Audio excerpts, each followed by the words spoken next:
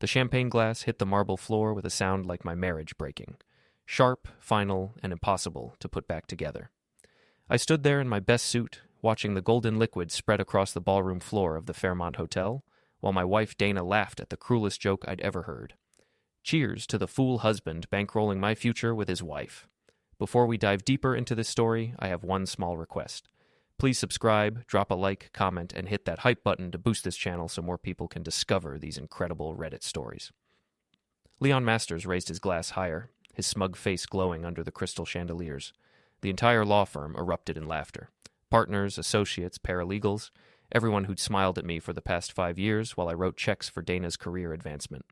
They were all in on the joke. Everyone except the fool himself. Me, Gregory Alcott. 45 years old, self-made millionaire, and apparently the biggest sucker in downtown Boston. I should have seen it coming. The late nights at the office, the mysterious client dinners, the way Dana's eyes lit up whenever Leon's name came up in conversation. But I'd been too busy playing the supportive husband, writing checks for her law school loans, her bar exam prep, her designer suits, her partnership track expenses. "Greg?" Dana's voice cut through my thoughts. She was standing next to Leon now, her hand resting on his arm. "You look pale. Are you feeling all right?" The concern in her voice was so perfectly fake it made my teeth ache. Around us, the holiday gala continued. Law firm employees mingling, drinking my money, celebrating their success on my dime. The irony wasn't lost on me. "I'm fine," I said, forcing a smile. "Just thinking about how generous I've been over the years." Leon laughed, actually laughed. "Your husband's got a sense of humor, Dana. I like that in a man." The condescension dripped from his words like poison.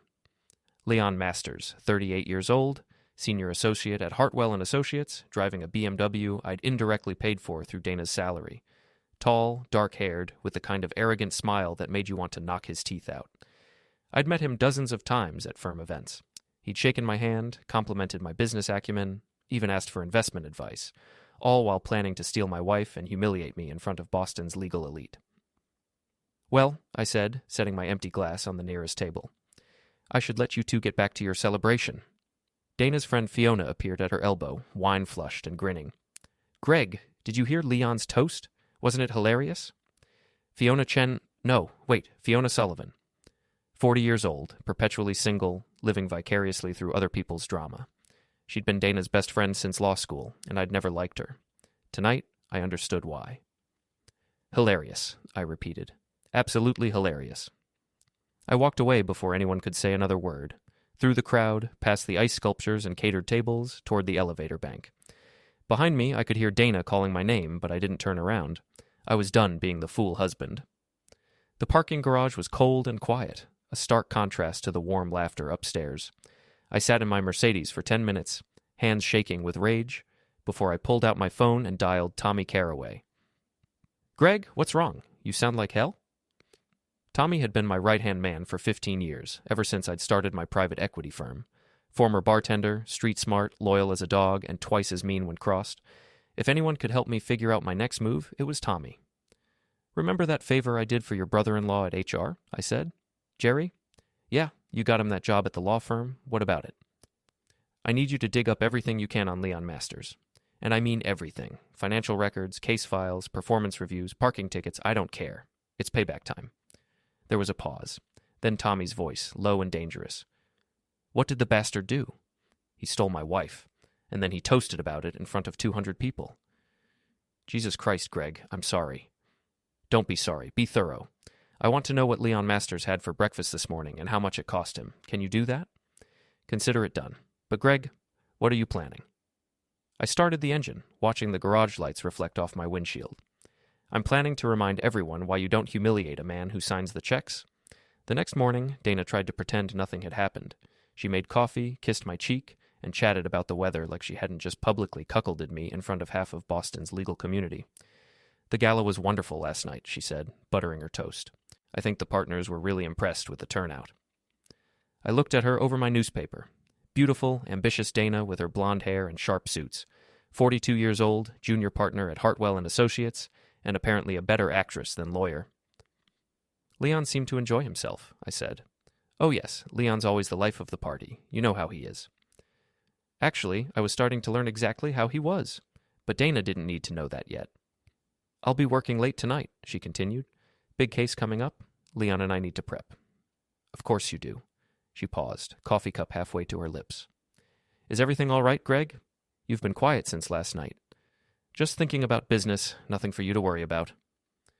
After she left for the office, I went upstairs to our bedroom. Dana's iPad was still on her nightstand, synced to her phone and email accounts. She'd never been particularly careful about digital security. Another thing I was learning to appreciate. It took me less than 5 minutes to find what I was looking for. Text messages between Dana and Leon, going back 6 months, photos, plans, details that made my stomach turn and my anger burn hotter. Can't wait for the bonus from your idiot husband, Leon had written 3 weeks ago. He's so clueless, Dana had replied. Sometimes I feel bad, but then I remember how boring he is. When is Greg out of town again? I want to take you to that new restaurant. Next weekend. He's visiting his mother. We'll have the whole house to ourselves.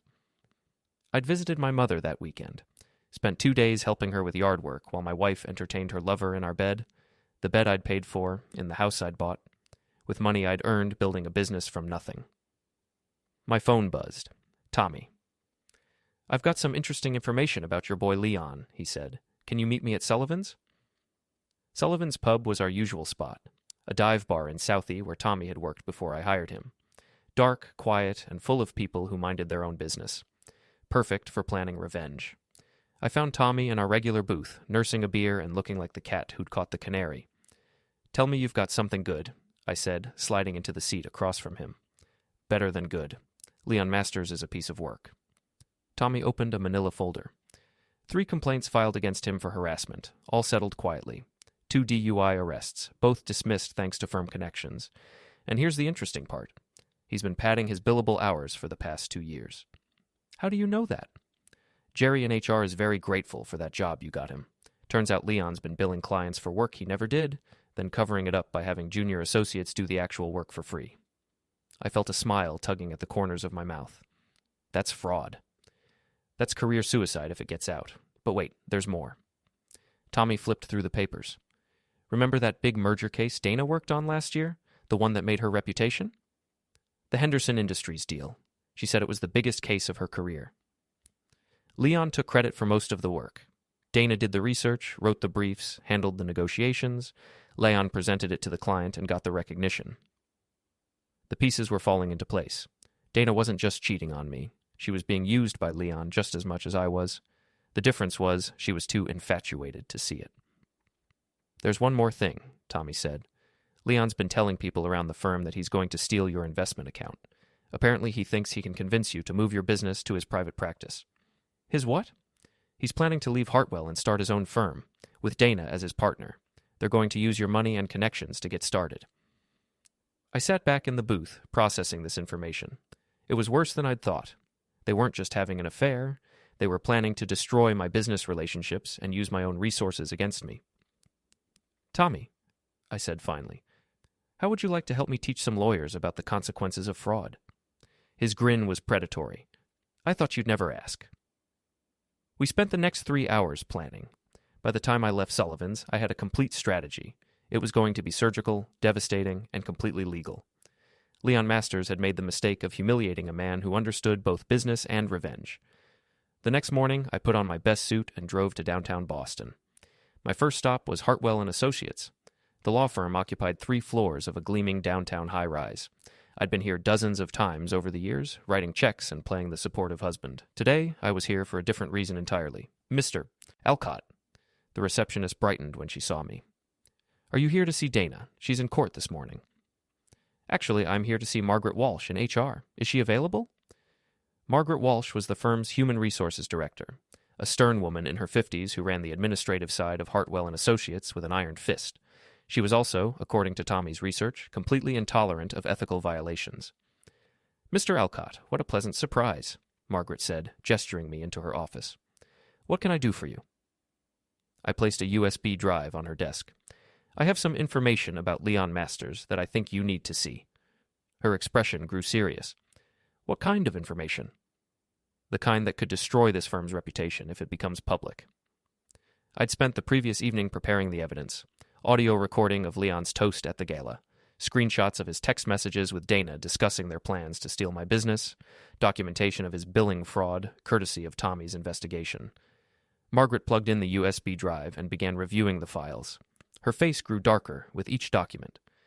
"This is very serious," she said finally. "If these allegations are true, they are true, and I have more evidence if you need it. What do you want from the firm, Mr. Alcott?" "I want Leon Masters terminated immediately. I want a formal apology from the firm's senior partners, and I want assurance that my business relationship with Hartwell will continue without interference from Mr. Masters." Margaret nodded slowly. "I'll need to discuss this with the partners, but given the evidence you've provided, I don't think that will be a problem."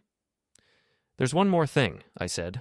"I'm withdrawing my investment account from the firm, effective immediately. All future business will go through other channels." Her face went pale. My account represented nearly $2 million in annual fees for Hartwell and Associates. "Mr. Alcott, surely we can work something out. The decision is final. My attorney will be in touch about the transfer." I left the law firm feeling better than I had in months. Phase 1 was complete. Now for Phase 2. Leon's BMW was parked in the firm's private garage, gleaming silver in the fluorescent lights. I'd seen him washing it obsessively, bragging about its performance, treating it like a trophy. It was perfect. Tommy was waiting for me in the shadows between two concrete pillars. "You sure about this?" he asked. "Positive, but nothing permanent. I want him embarrassed, not arrested." We worked quickly and quietly. Spray paint across the windshield. "Cheater" in bright red letters. All 4 tires flattened. A banana stuffed in the exhaust pipe. An old trick Tommy had learned in his bartender days. I left a note under the windshield wiper. "Next time, keep the toast to yourself." The Fool Husband. By the time we finished, Leon's pristine BMW looked like it had been attacked by vindictive teenagers. It was petty, juvenile, and absolutely satisfying. "What now?" Tommy asked as we walked back to my car. "Now we wait for Leon to discover his car. Then we watch his world fall apart." We didn't have to wait long. 20 minutes later, Leon's voice echoed through the parking garage, a string of profanity that would have made Tommy's old bartender friends proud. From our vantage point across the street, I watched Leon circle his ruined car, phone pressed to his ear, gesturing wildly. He was calling someone. Probably Dana, maybe the police. It didn't matter. The message was sent. My phone buzzed with a text from Dana.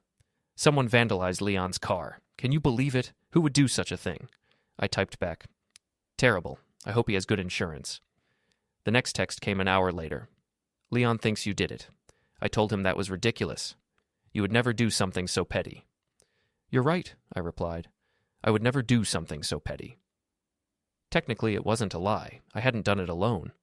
That evening, Dana came home in a fury. "Leon is convinced you're behind what happened to his car," she said, pacing around our kitchen. "He wants to file a police report." "Let him," I said, not looking up from my newspaper. I was in meetings all day, plenty of witnesses. "This is serious, Greg. Someone could have seen who did it. What if they have security cameras?" "Then I'm sure the police will find the real culprit." She stopped pacing and stared at me. "You're acting strange. Ever since the gala, you've been different." "Different how?" "Cold. Distant. Like you're angry about something." I folded the newspaper and looked at her directly. "Should I be angry about something, Dana?" For a moment, I saw fear flicker across her face. Then she forced a smile. "Of course not. I just don't understand why Leon thinks you would vandalize his car." "Maybe Leon has a guilty conscience about something." "What's that supposed to mean?" "Nothing at all. I'm going to bed." I left her standing in the kitchen, confusion and worry written across her face. Let her wonder. Let her worry. The real fireworks were just getting started. The next morning brought news that made my coffee taste even better than usual. Margaret Walsh called to inform me that Leon Masters had been terminated, effective immediately. "The partners reviewed your evidence and agreed that Mr. Masters' behavior was unacceptable," she said. "His access to firm resources has been revoked, and security escorted him from the building this morning." "What about the billing irregularities?" "That matter is being handled internally. The firm will be conducting a full audit of Mr. Masters' cases and making appropriate restitution to affected clients." "And Dana?" There was a pause. Mrs. Alcott was not directly involved in the billing issues. However, the partners have decided to reassign several of her cases pending a review of her professional conduct. Translation. Dana was being demoted without being fired. It was a start. I was savoring this victory when my phone rang again. This time it was Dana, and she was hysterical. They fired Leon. Can you believe it? After 5 years with the firm, they just escorted him out like a criminal.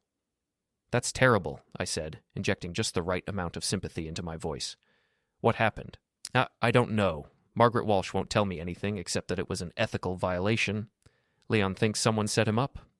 Who would do that? He thinks it was you. I let that hang in the air for a moment. Why would I want to get Leon fired? I don't know, but he's furious. He called you some very ugly names, Greg. I won't repeat them. I'm sure he's just upset. Losing a job is never easy. He wants to meet with you to clear the air. I don't think that's a good idea, Dana. Please, Greg, for me. He's talking about filing a lawsuit against you for harassment and vandalism. If you could just sit down with him, explain that you had nothing to do with his car or his firing. Fine, I said. Tell him to meet me at Sullivan's Pub tonight at 8. We'll talk. I spent the rest of the day preparing for the confrontation. Tommy would be there, of course, along with a few of his friends from the old neighborhood. Not for violence, I wasn't that kind of man, but for moral support and witness protection.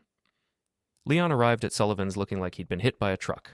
His usually perfect hair was disheveled, his expensive suit wrinkled, his face flushed with anger and alcohol. "You son of a bitch," he said, sliding into the booth across from me. "You destroyed my career." "Hello, Leon. You look upset." "Don't play games with me, Alcott. I know you're behind this. The car, the firing, all of it." I sipped my beer calmly. "That's a serious accusation. Do you have any proof?" "I don't need proof. I know it was you." "The way you knew Dana was faithful to her husband?" His face went white. "What's that supposed to mean?" "It means I know about the affair, Leon. I know about the texts, the plans, the scheme to steal my business. I know about the billing fraud and the harassment complaints. I know everything." Leon's mouth opened and closed like a fish gasping for air. "You want to know what really happened," I continued. "You got greedy. You thought you could humiliate me in public, steal my wife, and take my money. You forgot that I didn't get where I am by being stupid." "You can't prove anything," Leon said, but his voice lacked conviction. "I already proved it. To Margaret Walsh, to the senior partners, to anyone who matters. Your career in Boston is over, Leon. No firm will hire you after what came out in that investigation." Tommy appeared at the edge of our booth, along with 2 of his friends, big men with calloused hands and unfriendly expressions. "Everything okay here, Greg?" Tommy asked. Leon looked around nervously. "Are you threatening me?" "Not at all," I said. "These are just some friends of mine. They're here to make sure our conversation stays civil." "This isn't over, Alcott." "Yes, it is. You're finished in this city. Find another town, another career, another life. But stay away from me and my wife." Leon stood up unsteadily. "Dana loves me. She'll leave you for me." I laughed. Actually laughed. "Dana loves security, Leon. Money, status, comfort. You can't give her any of those things now. In fact, let me ask you something. Have you heard from her since you got fired this morning?" His silence was answer enough. "She hasn't called, has she? Hasn't texted? Hasn't offered to help? Because Dana is smart enough to know which side of the bread is buttered." Leon stumbled away from the table without another word. I watched him leave, then turned to Tommy. "Think he'll cause any more trouble?" "Not if he's smart. And if he's not smart, we'll remind him why he should be." I finished my beer and headed home, expecting to find Dana waiting with questions. Instead, I found her in our bedroom, packing a suitcase. "Going somewhere?" I asked. She looked up, tears streaming down her face. "Leon told me what you said to him, about us, about the affair." "And? Is it true? Do you really know everything?" "Everything? Probably not, but enough." She sat down heavily on the bed. "I never meant for it to happen this way." "How did you mean for it to happen, Dana?" "I don't know. I was going to tell you eventually. After Leon got his promotion, after we figured out the finances, after you stole my business contacts and destroyed my reputation." She looked up sharply. "We weren't going to destroy anything. We just wanted to start fresh. With my money. It's community property, Greg. Half of everything you have belongs to me." I felt that familiar anger rising in my chest. "You're right. Half of everything belongs to you, but nothing belongs to Leon Masters. And now that he's unemployed and unemployable, I'm guessing he's a lot less attractive as a partner." Fresh tears spilled down her cheeks. "You don't understand. I love him. You love the idea of him. The successful lawyer, the rising star, the man who was going to take you away from your boring husband. But that man doesn't exist anymore. What's left is just a disgraced ex-lawyer with a vandalized car and a reputation for fraud. You're cruel. I'm practical, just like you taught me to be. Dana finished packing in silence. At the door, she turned back to me. Where will you go? I asked. Leon has a friend with a couch in Cambridge. We'll figure something out. Good luck with that. After she left, I poured myself a scotch and sat in my empty house, thinking about marriage, betrayal, and the price of revenge. I felt hollow, but not regretful. Dana and Leon had made their choices. Now they could live with the consequences. But I wasn't finished yet. There was still one more move to make. 3 weeks later, I received an invitation that made me smile for the first time since Dana left. The Boston Bar Association's annual Winter Gala, the biggest legal event of the year. Dana would be there, of course, along with everyone who'd witnessed Leon's humiliating toast at the firm's holiday party. It was time to complete the circle. I arrived at the Marriott Ballroom fashionably late, wearing my best tuxedo and a confident smile. The legal community was out in force, judges, prosecutors, defense attorneys, and corporate lawyers mingling under crystal chandeliers. I spotted Dana immediately. She was standing near the bar with Fiona, wearing a dress I'd bought her for our anniversary. She looked tired, older somehow, like the past few weeks had taken their toll. Leon was nowhere to be seen. According to Tommy's sources, he'd left Boston entirely, taking a job with a small firm in Albany.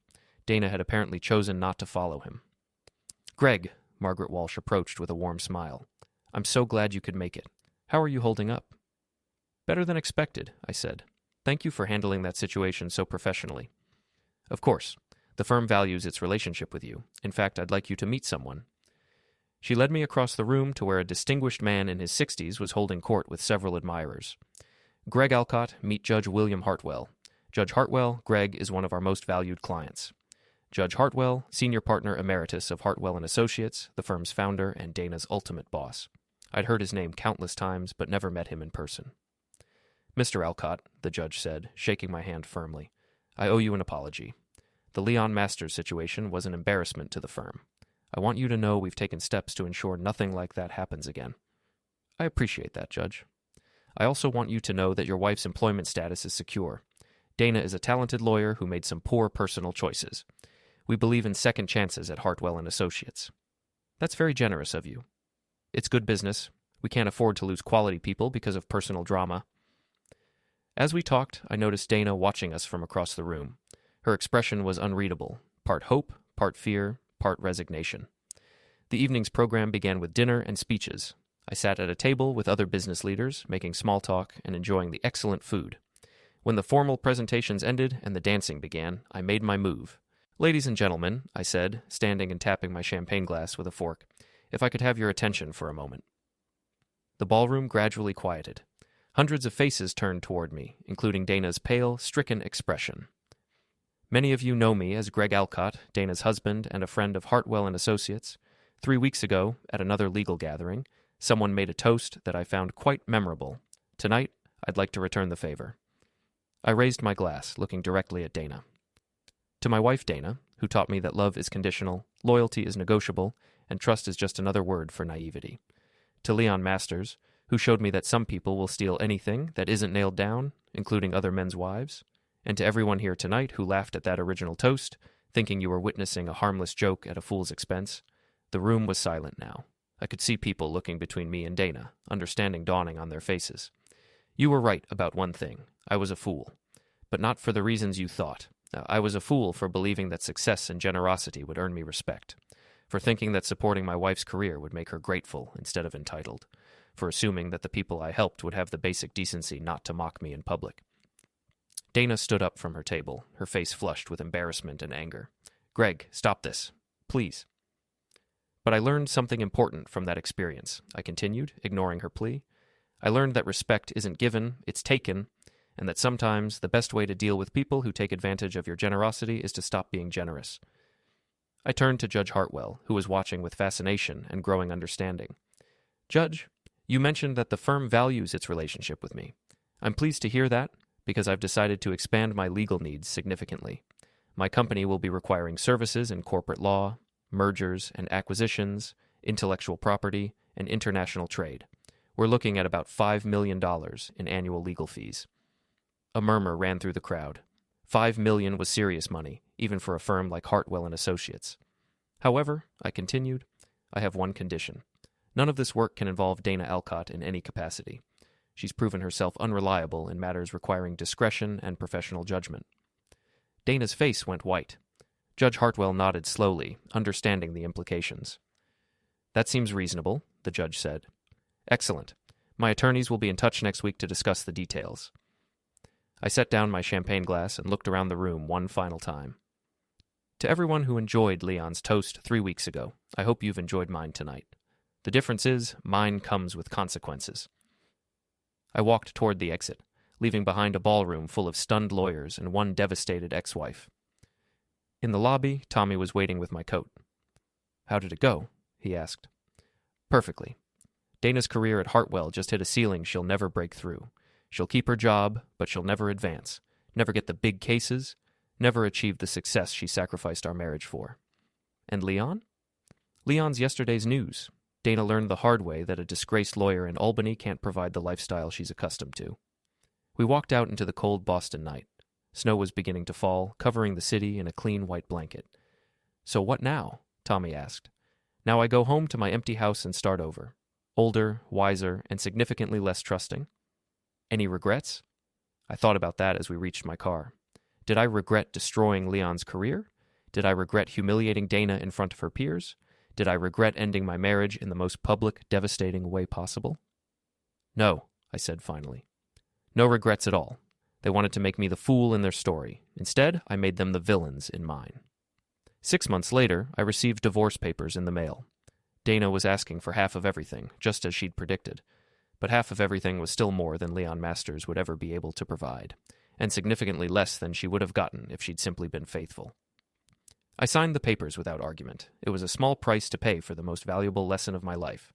Never trust anyone who toasts to your humiliation. The last I heard, Dana was working as a junior associate at a small firm in Quincy, handling real estate closings and personal injury cases. Leon was still in Albany, according to Tommy's sources, sharing a studio apartment with 2 roommates and working for a lawyer who specialized in traffic violations. As for me, I bought a house on the Cape, started dating a woman who owned her own business, and learned to appreciate the simple pleasure of being with someone who actually liked me. Sometimes the best revenge is just living well, but sometimes it's making sure everyone knows exactly why you're living well and why your enemies aren't.